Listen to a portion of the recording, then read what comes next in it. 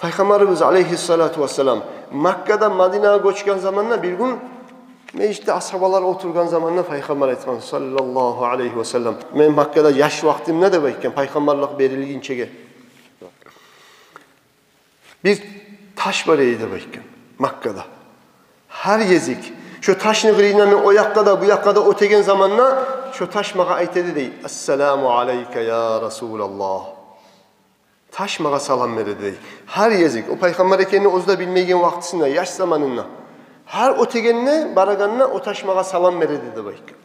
Men bugün bu saatte da şu taşını görsem ben şunu tanır edim ne bayken. Kaçan ise cahil zamanına salam vergen taşını Peygamber halide unutmagan, Madine'de göçkende de unutmagan, bugün görsem de şu taşını ben tanır edim ne aytkan.